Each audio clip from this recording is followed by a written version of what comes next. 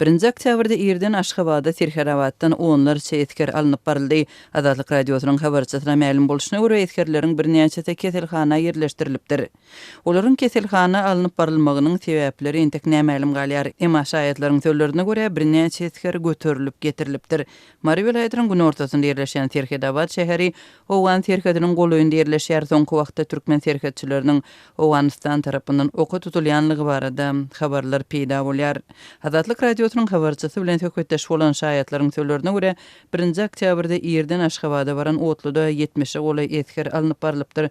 602A nomerli bolmagy çak edilýän Tirhedabat Aşgabat otlusy ir saat 8:10-da paýtagtyň demir ýol wagzalynyň 2-nji ýoluna baryp durdy. Habarçymyza ma'lum bolşyna görä etkerleriň köpüsi otludan özleri çykypdyr, emma bir näçesine gullukçylary kömek beripdir.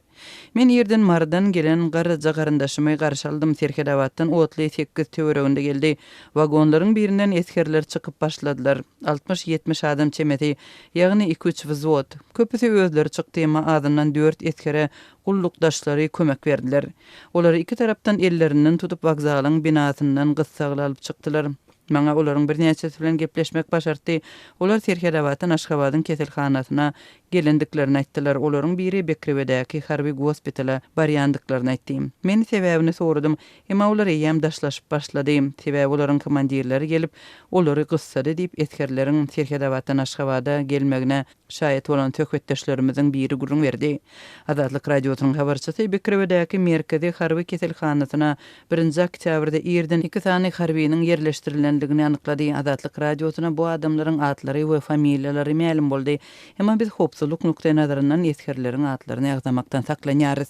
Emma Azatlyk radiosyna etkerleriň keselhana yerleşdirilmegine näme sebäp bolandygyny we Tirhedabatdan onlarça etkeriň Aşgabatda getirilmeginiň sebäplerini ýanyklamak başartmady.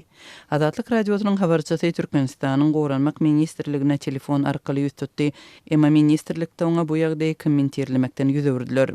Ozalkady goşgym Tirhedabat şäheri Türkmenistanyň Mary welaýatyna degişli bolup türkmen Owan Tirhediniň ýakasynda yerleşýär. Öňkü SSSR döwründen bäri bu ýerde tankly we moto atyjy goşunlary öz içine alýan harby garnizon yerleşýär.